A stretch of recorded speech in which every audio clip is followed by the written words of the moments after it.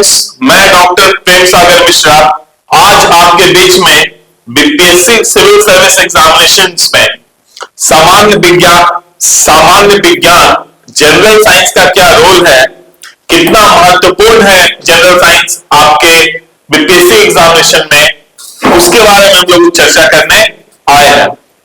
तो चलिए हम लोग देखते हैं कि साइंस जो है, जनरल साइंस जो है वो कितना इंपॉर्टेंट है इस एग्जामिनेशंस के लिए। क्या इसके बिना हम लोग बीपीएससी क्रैक कर सकते हैं? यदि इंपॉर्टेंट है तो कहां से पढ़ना है, क्या पढ़ना है, ताकि हम अच्छे मार्क्स से बीपीएससी क्रैक कर पाए। तो फ्रेंड्स, जनरल साइंस जो है, जब आप जनरल साइंस देखेंगे तो जनरल साइंस सिर्फ प्रिलिमिनरी एग्जामिनेशंस के लिए इंपॉर्टेंट है। प्रिलिमिनरी के लिए पीटी, सिर्फ पीटी के लिए ये इंपॉर्टेंट है। मेंस और इंटरव्यू में आपको जनरल साइंस से क्वेश्चंस नहीं मिलेंगे। जनरल साइंस की जगह पे वहां पे क्या हो जाता है, साइंस एंड टेक्नोलॉजी। मेंस में जब आप देखेंगे तो साइंस एंड टेक्नोलॉजी, या फिर एसए में साइंस एंड टेक्नोलॉजी से क्वेश्चंस आ सकते हैं, ठीक है। लेकिन जो जनरल साइंस है, जिसमें हम लोग को फिजिक्स, केमिस्ट्री और बायोलॉजी पढ़ना है, वहां से जब आप देखेंगे तो वो बहुत इंपॉर्टेंट होता है, लेकिन कहां होता है, सिर्फ पीटी एग्जामिनेशन पे, प्रिलिमिनरी एग्जामिनेशन में। अब जैसा हम लोग जानते हैं प्रिलिमिनरी कितने मार्क्स का होता है, 150 मार्क्स का होता है, ठीक है। अब 150 क्वेश्चंस होगा और 150 मार्क्स का होगा। तो 150 क्वेश्चंस में जब आप देखेंगे तो आपको पीटी क्वालिफाई करने के लिए, यानी मेंस लिखने के लिए अप्रोक्सीमेटली 100 मार्क्स आने चाहिए। ये 100 अप्रोक्सीमेटली जब 100 मार्क्स आएगा तब आप कंफर्टेबली जो है पीटी क्वालिफाई कर जाएंगे। यानी एकदम अपने आप को इंश्योर करना है कि हम मेंस लिखने जा रहे हैं, मेरा टाइम जो अभी तक हमने प्रिपेयर करने में जो टाइम लगाया है वो कहीं ना कहीं बेकार ना जाए, तो उसके लिए हम लोग को पीटी क्वालिफाई करना पड़ेगा और मेंस लिखना होगा। तो कंफर्टेबल जोन ये नियर बाई जो है 100 मार्क्स है। 100 प्लस माइनस 5 मान लीजिए, यदि उतना मार्क्स आ जाता है तो आप इजीली जो है पीटी क्वालिफाई कर जाएंगे। अब 150 जब देखेंगे, 150 में से 30 अप्रोक्सीमेटली जो है 30 क्वेश्चन जो है ना वो आपके सामान्य विज्ञान से आता है। कहां से आता है, सामान्य विज्ञान से। तो आप देखेंगे टोटल का 20% जो है, 20% जो है वो कहां से आ रहा है, जनरल साइंस से आ रहा है। अब मान लिया आप जनरल साइंस आर्ट्स के बच्चों को, कॉमर्स के बच्चों को, या जो साइंस नहीं पढ़े हैं तो उनको तो साइंस डेफिनेटली डिफिकल्ट लगेगा। तो यदि डिफिकल्ट लगेगा और आप सोच रहे हैं कि 30 मार्क्स हम छोड़ दें, जनरल साइंस नहीं पढ़े, तो जनरल साइंस यदि आपका कमजोर है तो मैथ तो पक्का कमजोर होगा। तो इसमें से 10 और माइनस कर दीजिए तो कितना बचेगा, 110। अब 110 में से ये संभव है कि आप 100 ले आए, ये नहीं पॉसिबल है। एकदम सारे क्वेश्चंस जो भी हैं, यदि साइंस और मैथ छोड़ देते हैं, सामान्य विज्ञान और गणित मान लिया छोड़ के चलते हैं, तो 110 में से 100 आ जाएगा। ये मुझे नहीं लगता है किसी के लिए संभव है, ठीक है। तो उस केस में आपका जो है प्रिलिमिनरी क्वालिफाई करना, पीटी क्वालिफाई करना इम्पॉसिबल हो जाएगा। यानी आपका जो सपना है कि बीपीएससी पास करके कोई गेस्टेड पोस्ट पे हम बैठे, वो सपना आपका चकनाचूर हो जाएगा यदि आप साइंस को छोड़ के चलते हैं। यदि मैथ छोड़ दीजिए चलेगा, तब 140 मार्क्स में आप इतना लेकर आ सकते हैं। लेकिन आप सोचेंगे कि ये 30 मार्क्स हम लोग छोड़ दें तो ये बड़ा मुश्किल है। तो ये एक चंक ऑफ मार्क्स जो है पीटी में, वो आता है आपका कहां से, सामान्य विज्ञान से, जनरल साइंस से। यानी जनरल साइंस पढ़ना हम लोगों के लिए बहुत इंपॉर्टेंट हो जाता है। तो अब क्वेश्चन ये आता है कि भाई ठीक है हम पढ़ेंगे, आर्ट्स वालों के लिए, कॉमर्स वालों के लिए ये सब जो फील्ड के बच्चे हैं, जो जिन्होंने साइंस नहीं पढ़ा है, जिन्होंने इंजीनियरिंग नहीं किया है, उनके लिए साइंस डिफिकल्ट होगा। जो साइंस के बच्चे हैं, जो इंजीनियरिंग मेडिकल के बच्चे हैं, उनको कहीं ना कहीं साइंस में एडवांटेज मिल जाता है। 30 में से 20 क्वेश्चन वो सही कर देंगे, बिना पढ़े भी जाएंगे तो 15 तो पक्का सही करके चलाएंगे, तो उनको वहां पे एडवांटेज है। तो आपके जो दूसरे बच्चे जिनका साइंस कमजोर है, साइंस में बिल्कुल मन नहीं लगता था, तो वो क्या करें ताकि वो कंपटीशन में बने रहे, तो उनको साइंस पढ़ना पड़ेगा। तो साइंस जब आप देखेंगे तो साइंस में कौन कौन सा पार्ट हम लोग का है, तो पहला तो है आपका फिजिक्स, भौतिकी जिसको हम लोग कहते हैं, दूसरा है केमिस्ट्री, रसायन शास्त्र, और तीसरा है बायोलॉजी, जीव विज्ञान। और ये तीन मिलाकर जो है ना आपके 30 क्वेश्चंस आते हैं। तो यूजुअली मुझे जो लगता है कि फिजिक्स में कम क्वेश्चंस आते हैं, लगभग आप 5 to 7 क्वेश्चंस मान के चलें। बाकी जो है ना क्वेश्चंस जो है आपका लगभग 23 से 25 क्वेश्चंस जो है वो आप देखेंगे आपके इनसे आते हैं, केमिस्ट्री और बायोलॉजी से आता है। तो फिजिक्स ही डिफिकल्ट भी है। यदि आप फिजिक्स छोड़ना चाहें तो फिजिक्स का कुछ चैप्टर आप पढ़ लीजिए, ठीक है, हम बताएंगे कौन कौन सा चैप्टर पढ़ना है। उसके बाद केमिस्ट्री और बायोलॉजी आप अच्छे से प्रिपेयर कर लीजिए, ठीक है, और बहुत डिफिकल्ट नहीं होगा। केमिस्ट्री और बायोलॉजी बहुत डिफिकल्ट नहीं होगा। आपको 11th 12th का नहीं पढ़ना है, बहुत हाई स्टैंडर्ड का नहीं पढ़ना है। फिजिक्स में भी क्वेश्चंस अभी हम आपको दिखाएंगे, क्वेश्चंस बहुत भारी नहीं होता है।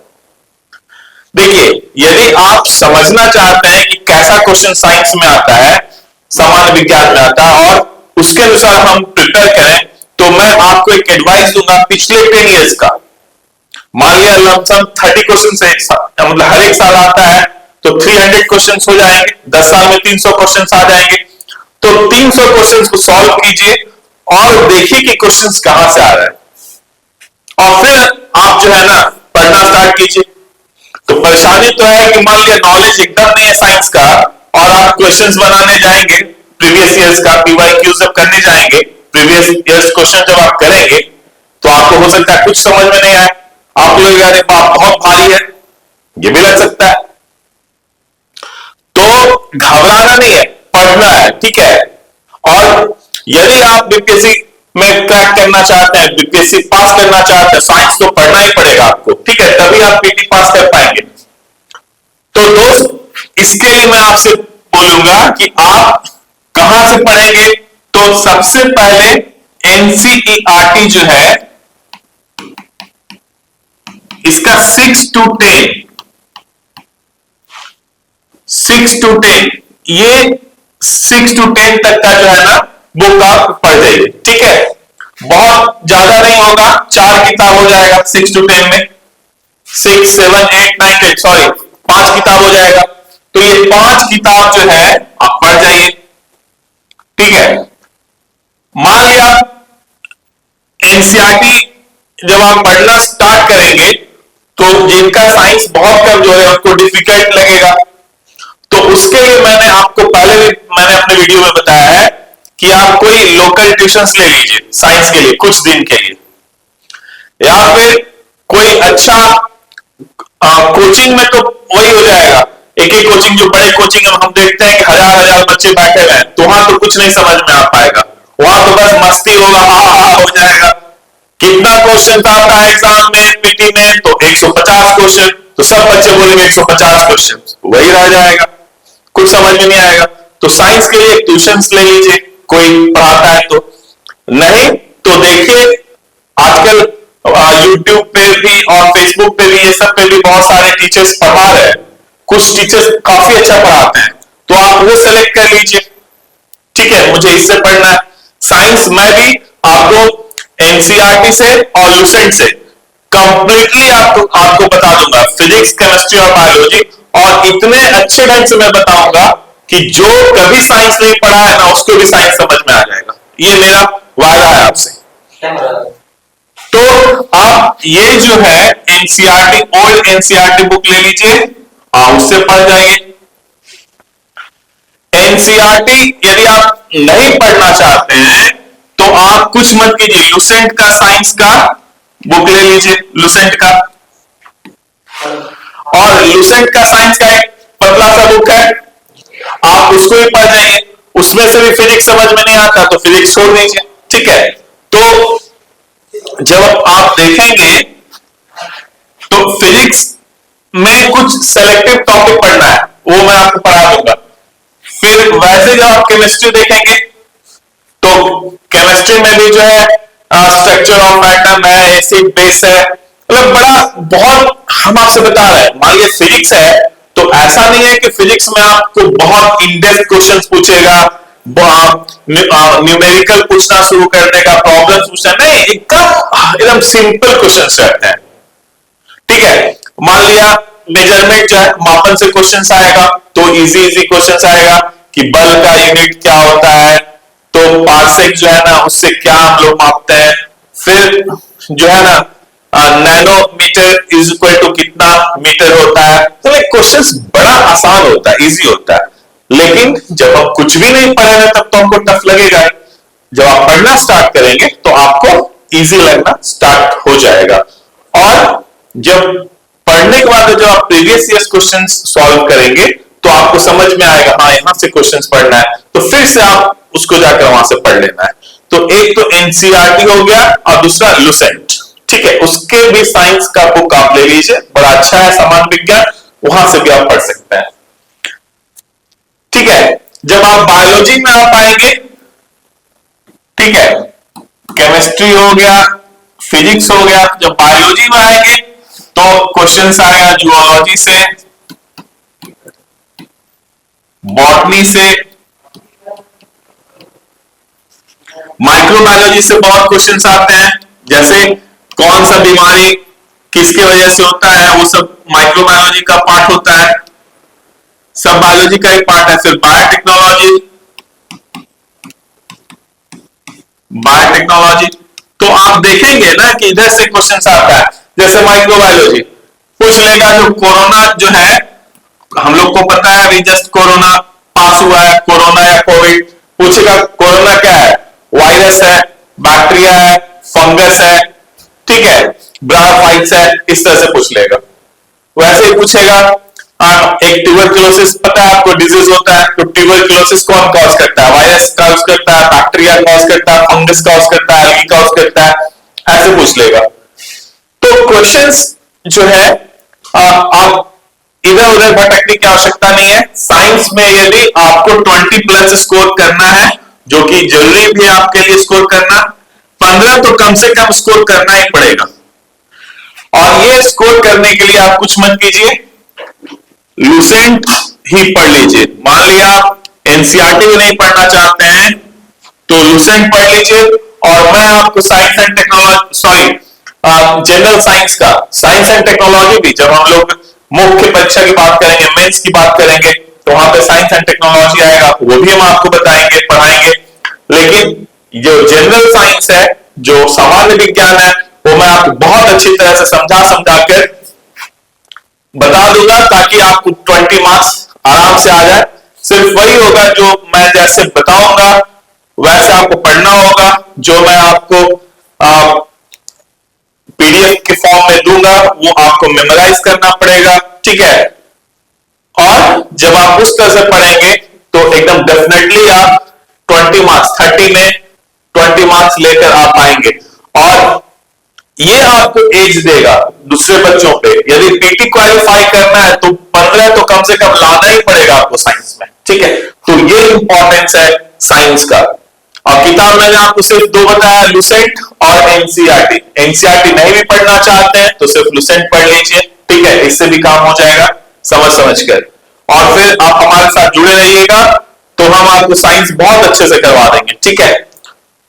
तो ये था साइंस का रोल, ठीक है, जनरल साइंस का रोल बीपीएससी एग्जामिनेशंस में। क्या रोल है, सिर्फ पीटी में है। 150 क्वेश्चंस में से 30 ±5 यानी 25 से 35 क्वेश्चंस तक साइंस से आपके एग्जाम्स में, पीटी एग्जामिनेशंस में आएंगे। बिना साइंस में अच्छा स्कोर किए हुए यदि आप सोचते हैं कि आप प्रीलिम्स क्वालिफाई कर जाएंगे, तो ये असंभव सा प्रतीत होता है। बहुत कम चांस है कि आप क्वालिफाई कर पाएंगे। मेंस में जनरल साइंस का कोई रोल नहीं है, वहां पे ये साइंस एंड टेक्नोलॉजी हो जाता है, ठीक है, और हम उसके बारे में अलग से चर्चा करेंगे। इंटरव्यू में जनरल साइंस का कोई रोल नहीं है, यानी जो भी रोल है वो प्रीलिम्स में है। पीटी पास करना है तो आपको जनरल साइंस पढ़ना होगा, तभी आप जो है आगे जा पाएंगे, मेंस और इंटरव्यू फेस कर पाएंगे और बीपीएससी में आप रिजल्ट एक्सपेक्ट कर पाएंगे। तो ये था साइंस, जनरल साइंस का role in BPSC civil service examinations.